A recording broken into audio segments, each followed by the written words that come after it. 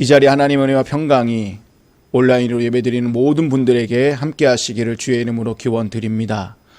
코로나 4차 유행으로 벼라교회가 시작한 이래 처음으로 비대면 예배를 드립니다. 아무것도 없는 곳에서 저 혼자 예배를 진행하다 보니까 낯설고 어색하기만 합니다. 이런 상황 가운데 찬양 하나가 떠올라 이 시간 함께 나누면서 설교를 시작하겠습니다. 따스한 성령님, 마음으로 보내 내 몸을 감싸며 주어지는 평안함, 만족함을 느끼네. 그 사랑을 느끼네. 부르신 곳에서 나는 예배하네. 어떤 상황에도 나는 예배하네. 내가 걸어갈 때 길이 되고 살아갈 때 삶이 되는 그곳에서 예배하네. 여러분, 우리가 어떠한 상황에 있다 하더라도 하나님의 부르심에 확고한 믿음이 있다면 지금 우리가 서 있는 그곳이 예배하는 곳임을 잊지 마시기 바랍니다. 우리는 하나님의 부르심 앞에서 믿음이라는 것을 가지고 자신의 몸과 마음 그리고 시간과 물질을 주님께 바친 자들입니다. 지금 우리가 주님께 바친 것들은 구원의 감사가 현재의 삶으로 이어지고 있음을 고백하는 행위입니다. 또한 주님께 바치는 것들은 현재의 삶이 미래의 영원성을 향하여 나가기 위함입니다. 결국 우리는 현재와 미래 또는 현실과 내세의 경계 속에서 하루하루 살아가는 자들입니다. 그렇기 때문에 우리는 현재 속에서 미래를 바라보며 살아가는 자들입니다.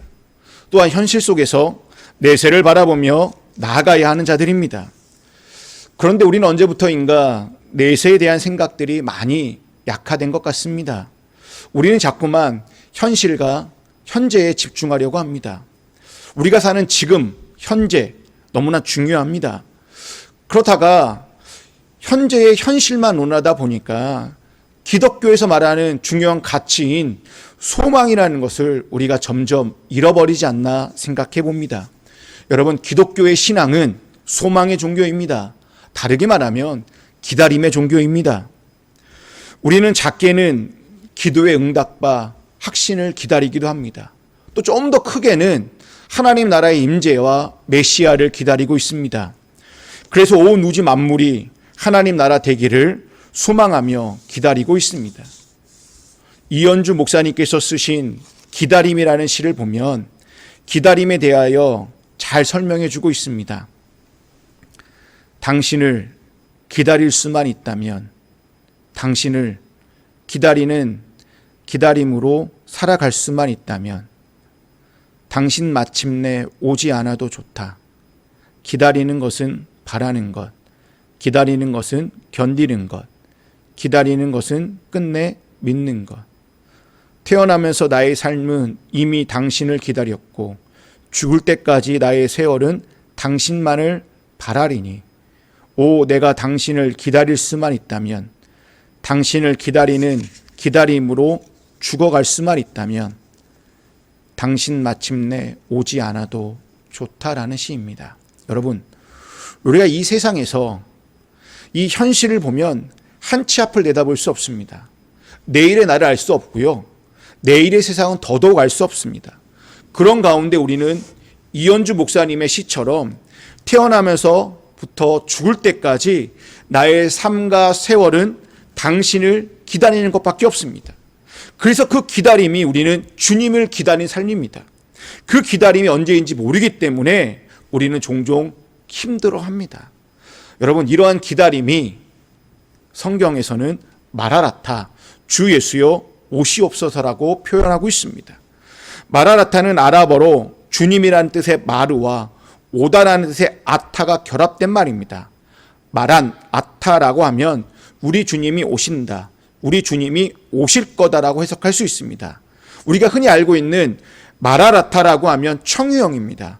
우리 주님 오시옵소서라는 뜻입니다. 그렇기 때문에 고린도서 16장 22절의 개역 개정이나 새번역에서 이렇게 번역하였습니다. 우리 주여 오시옵소서. 새번역은 마라나타, 우리 주님 오십시오라고 청유형으로 다 쓰고 있습니다.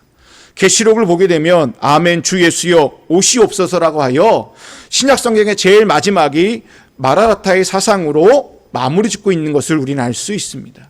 그뿐만 아니라 주 100년에 12사도의 가르침이라고 하는 그 디다케 문서에 보면 마라나타 사상이 나옵니다. 여러분, 이 마라나타 사상은 초기 기독교에서 나온 겁니다.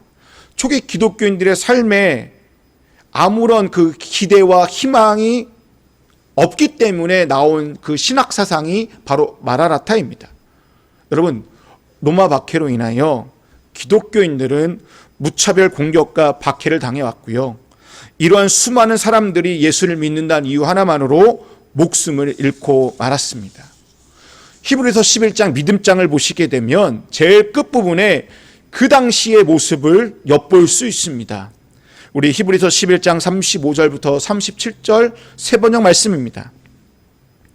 또 어떤 이들은 고문을 당하면서도 더 좋은 부활의 삶을 얻고자 하여 구태여 놓여 낳기를 바라지 않았습니다. 또 어떤 이들은 조롱을 받기도 하고 채찍으로 맞기도 하고 심지어는 결박을 당하기도 하고 감옥에 갇히기까지 하면서 시련을 겪었습니다.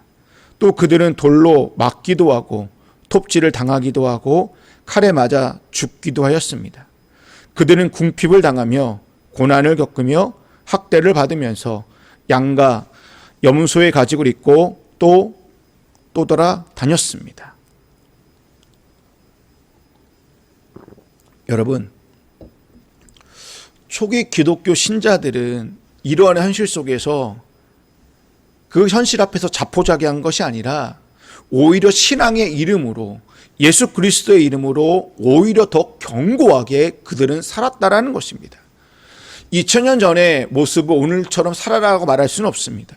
그러나 우리의 삶은 신락 같은 현실의 가능성을 보는 대신 우리는 내세를 보고자 합니다. 내세를 말하고자 하니 종말, 또 끝을 생각하기 쉬운데요.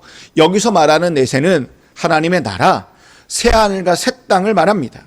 우리는 그 나라를 바라보며 하루하루 살아가는 자들입니다. 그렇다고 하여 하늘만 바라보며 막연히 기다리는 자도 아닙니다. 우리는 새하늘과 새 땅이 우리 삶에 성취되고자, 그리고 먼저 그것을 맛보기 위해 현실 앞에 노력하며 나아가는 자들입니다. 여러분, 이것이 신앙입니다. 이것이 우리의 구원의 여정입니다. 우리는 내세의 삶을 이루기 위하여, 그날의 오심을 이루기 위하여 우리는 이 현실 앞에 할 수 있는 것은 우리의 삶으로 나타내는 것입니다. 그것이 기독교인의 삶입니다. 흔히 이런 말이 있습니다. 신자는 성경을 읽지만 비신자는 신자의 삶을 읽는다. 신자는 성경을 읽지만 비신자는 신자의 삶을 읽는다고 합니다. 우리에게 중요한 것은 성경을 읽는 것도 중요하지만 신자의 삶이라는 것입니다. 세상 사람들이, 그리고 믿는 사람들이 우리를 보면서 어떻게 그렇게 살아? 그렇게 사는 게 가능해? 라는 말을 들어야 해요. 우리는 뭔가 다르다. 아무것도 없지만 뭔가 있는 것처럼 산다라는 말을 우리는 이 시간에 들어야 합니다. 그게 바로 우리들의 삶입니다. 여러분, 사도 바울은 옥중에서 빌립보 교인들에게 자기의 소망을 고백하고 있습니다. 빌립보서 1장 20절 21절 말씀입니다. 나의 간절한 기대와 희망은 내가 아무 일에도 부끄러움을 당하지 않고 온전히 담대해져서 살든지 죽든지 정과 같이 지금도 내 몸에서 그리스도께서 존귀함을 받으시리라는 것입니다. 나에게는 사는 것이 그리스도시니 죽은 것도 유익합니다. 라고 고백하고 있습니다. 여러분, 사도 바울은 이 고백에서 아무 일에도 부끄러움을 당하지 않겠다라고 합니다. 이는 겉과 속이 일치되는 삶을 살겠다라는 자기 의지이자 결단입니다. 그리고 한 걸음 더 나아가 이렇게 고백합니다. 살든지 죽든지 내 몸에서 그리스도께서 존귀함을 받으십시오라고 고백하고 있습니다.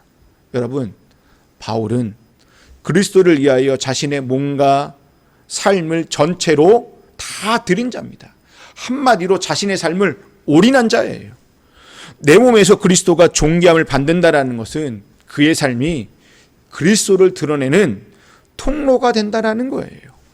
성도는 여러분, 우리가 예수를 믿는다는 것은 그리스도의 손과 발이 되기로 결심한 자들이에요.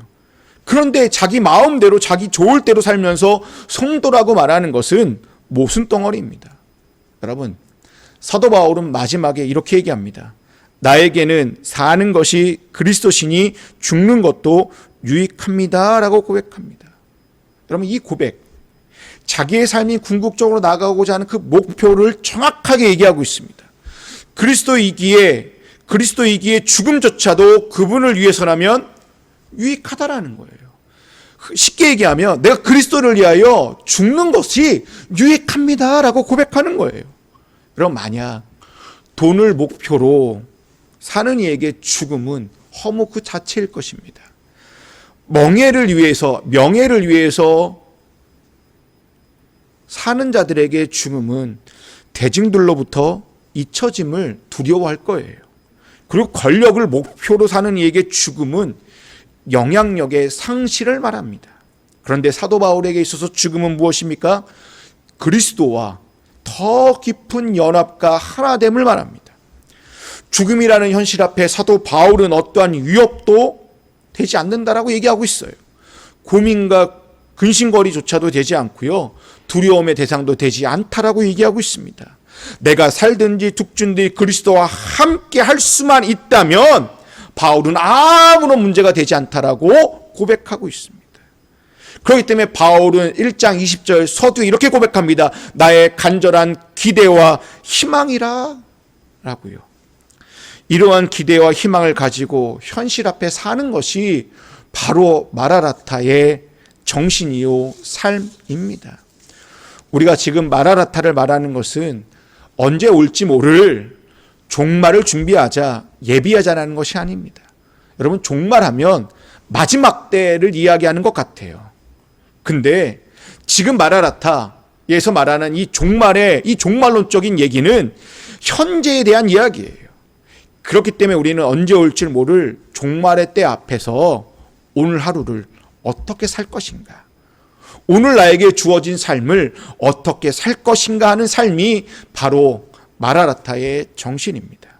오늘 어떻게 살 것인가 하는 물음 앞에 우리는 오늘을 충만하게 살아가는 삶으로 답해야 합니다.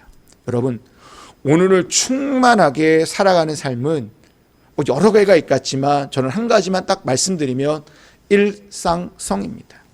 우리에게 주어진 일상의 삶들, 소소한 삶들을 소중하게 여겨 신앙과 삶이 분리되지 않고 일치되는 삶이 일상성입니다. 좀 더 설명하면 자신의 자리가 어떠하든지 하나도 중요하지 않아요. 내가 직장에 있든 가정에 있든 친구들 만나든 누구와 함께하든 그게 중요한 게 아니에요. 그 자리에서 무엇을 하느냐 하나도 중요하지 않습니다. 아무리 귀한 자리이냐 아니냐, 또는 그 자리가 천하냐 천하지 않냐, 이것도 중요하지 않습니다. 우리는 어디에 있든지 신앙의 모습을 나타낼 수만 있다면 그곳이 바로 일상의 교회가 될 것입니다. 그게 일상성입니다. 여러분, 오늘을 어떻게 살 것인가 하는 물음 앞에 사도 바울은 에베소서 5장에서 이렇게 이야기하고 있습니다. 그러므로 여러분은 어떻게 살아야 할지를 살피십시오. 그리고 세월을 아끼십시오. 때가 악합니다 라고 고백하고 있습니다. 여기서 살피다라는 단어는 경고망동하지 말라, 또는 제멋대로 함부로 습관적으로 살지 말라라는 의미입니다. 우리가 마라나타의 삶인지 아닌지 제가 한 가지 질문을 드리면서 여러분들 스스로 답해 보시기 바랍니다. 우리가 누리고 있는 것들을 당연한 것으로 여기고 있습니까? 지금 내가 누리고 있는 것들이 당연한 것으로 여기고 있으십니까? 만약 그렇습니다라고 하면 영적인 잠에 빠져서 마라나타와는 전혀 상관없는 삶을 살고 있는 것입니다. 여러분, 세상에 있는 어떤 것도 당연한 것은 하나도 없습니다. 하물며 내 수고와 땀을 흘려 산 모든 것들도 여러분 당연히 여기는 마음은 감사가 없고요, 감격도 없습니다. 지금 우리 곁에 많은 사람들이 있습니다. 당연히 그 자리에 있다라고 생각하십니까? 아니요. 당연히 있는 것이 아닙니다. 하나님이 보내주셨기 때문에 그 자리에 있는 것입니다. 하나님이 나에게 그 사람들과 함께 할 수 있도록 그들을 보내주셨기 때문에 우리가 그들과 함께 할 수 있다라는 것입니다. 여러분, 우리가 사랑하는 사람들, 우리를 사랑해 주는 사람들, 우리가 싫어하는 사람들 또는 우리를 싫어하는 사람들, 우리가 도와야 할 사람들, 우리에게 도움을 주는 사람들, 아무튼 그들은 당연히 우리 곁에 있는 것이 아니에요. 그들이 우리 곁에 있다라는 사실 그 자체가 여러분 은총이자 은혜입니다. 지금 우리 곁에 있는 이들은 우리에게 사랑을 가르쳐 주기 위하여 주님께서 보내주신 귀한 사람들입니다. 이러한 사실을 의식하며 살아가는 삶이 바로 마라나타의 삶입니다. 바울은 에베소서 5장에서 연이어서 이렇게 얘기합니다. 세월을 아끼라라고 당부합니다. 초대교회의 이 로마 박해 속에 있던 사람들에게 이 말씀은 너무나 강력하게 받아들였을 거예요. 그렇지만 2000년 후인 오늘 우리가 사는 우리에게 세월을 아끼라? 어떻게 아낄 수 있을까요? 오늘 하루 최선을 다해 땀과 수고를 흘리면 될까요? 자신의 역할을 다하면 될까요? 아니 뭔가 결실을 맺고 열매를 거두고 성과를 이루면 세월을 아낄 수 있을까요? 여러분, 우리에게 세월은 한정적입니다. 그 한정적인 세월을 아끼는 것은 그 세월 앞에 순간순간 주님의 뜻이 무엇인지 여쭈어 보는 것입니다. 우리가 선택을 앞에 두고요, 주님께 물어보는 것과 물어보지 않는 그 선택은 완전히 다를 수밖에 없습니다. 여러분, 우리가 무엇을 하기 전에 주님께 늘 물어본다는 것은 하나님의 말씀을 내가 예민하게 민감하게 받아들이겠다라는 의미입니다. 이런 사람들이 바로 세월을 아끼는 자들이에요. 한 걸음 더 나아가 마라나타의 삶을 현실에서 어떻게 해요? 실천하며 살아가는 자들입니다. 여러분, 우리는 하나님께 물어서 그의 말씀을 듣고 마음에 새겨 내 삶에 반영하는 자들입니다. 그럼 늦을 수밖에 없어요. 남들과 다른 길을 갈 수밖에 없어요. 그럼 세상 사람들이요, 미련하다고 손가락질 할 겁니다. 그리고 우리를 바보처럼 취급할 거예요. 그래도 우리는 하나님의 약속이 있기 때문에 세상이 뭐라 해도 다 괜찮습니다. 미래에 이루어질 하나님의 약속을 내가 믿기에 현실 앞에서 말도 안 되는 우리는 사랑을 타령하는 거고요. 선신, 섬김, 희생을 말하고요. 십자가의 정신으로 우리는 하루하루 살아가는 자들입니다. 여러분, 현실이라는 현재 앞에 울려 퍼질 승리의 노래도 중요하지만 우리에게는 내세를 바라보며 주님의 최후 승리에 울려 퍼질 승리의 함성이 더 중요하다는 것을 기억하시기 바랍니다. 여러분, 우리가 이 땅에 한 줄기 희망은 이 땅에 다시 오실 주님밖에 없습니다. 초대교회 성도들이 그러했듯이 우리도 주님이 이 땅에 다시 오시리라는 그 믿음과 기대 속에서 살아야 합니다. 이러한 믿음과 기대는 설레임을 낳습니다. 이러한 설레임은 기다리는 우리에게 기쁨이자 희망이고 또한 기다리는 동안 행복해집니다. 우리는 이 세상에서 살아가는 바로 힘의 원천이 주님의 오심을 그 기다림에 있음을 기억하시기 바랍니다. 기다림에서 오는 기쁨과 희망을 가득 품고 주님과 함께할 그 나라를 생각하며 현실이라는 장벽과 현재의 삶을 살아가게 되는 줄로 믿습니다. 우리가 이렇게 기다리는 것은 오직 주님 한 분밖에 없음을 고백하는 행위입니다. 여러분, 더 나은 미래, 엄밀히 말해 하나님 나라에 받게 될 그 보상의 기대감으로 만족하며 살고자 하는 결연한 의지와 결단이 주를 기다림입니다. 여러분, 우리가 주를 바라보며 기다리기 시작할 때 비로소 주님의 일이 보이게 됩니다. 하늘의 꿈을 꾸게 됩니다. 우리의 시선이 어디로 향하느냐에 따라 신자와 비신자로 나뉠 수 있습니다.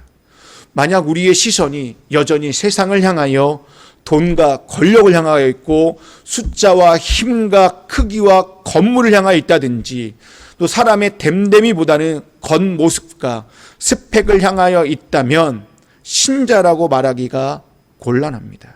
하지만 우리의 시선이 어디에 있든지 오직 주께 향해 있는 사람이라면 마라나타의 삶을 살고 있는 성도입니다. 우리가 다 아는 찬양인 시선이라는 가사를 보시면 내게로부터 눈을 들어 주를 보기 시작할 때 주의 일을 보겠네. 하늘에 꿈꾸게 하네. 모든 시선을 주님께 드리고 살아계신 하나님을 느낄 때 내 삶은 주의 역사가 되고 세상은 주의 나라가 되고 하나님이 일하기 시작하네라고 찬양하고 있습니다. 여러분, 우리가 현실이라는 현재 속에서 내세라는 미래로 나아가는 길이 바로 시선 처리입니다. 이 찬양의 가사처럼 우리의 모든 시선을 주님께 드리고 살아계신 하나님을 여러분 느낄 때 내 삶은 주의 역사가 되고요. 세상은 주의 나라가 되고 그리고 비로소 하나님이 일하기 시작하심을 우리는 느끼고 체험하게 될 것입니다. 지금의 삶에 너무 매몰되지 마시고 눈을 들어 주를 바라보시기 바랍니다. 그리고 그분의 역사와 그분의 나라를 보시기 바랍니다. 그럼 우리는 그 보이는 대로 걸어가면 됩니다. 혹 걸어가다가 넘어질 수도 있고요. 힘들어서 쓰러질 수도 있습니다. 하지만 아무리 핍박과 환난이 있다 하더라도 주를 기다림과 주를 바라보는 마라나타의 신앙이 있다면 우리는 얼마든지 이길 수 있습니다. 주 앞에 우리가 마라나타의 신앙으로 서 있는 자들이라면 그리고 그러한 삶을 사는 자들에게 주님이 고린도전서 16장 23절 24절에서 이렇게 축복하십니다. 주 예수 그리스도의 은혜가 너희와 함께하고 나의 사랑이 그리스도 예수 안에서 너희 무리와 함께 할지어다라고 축복하고 있습니다. 기도하시겠습니다.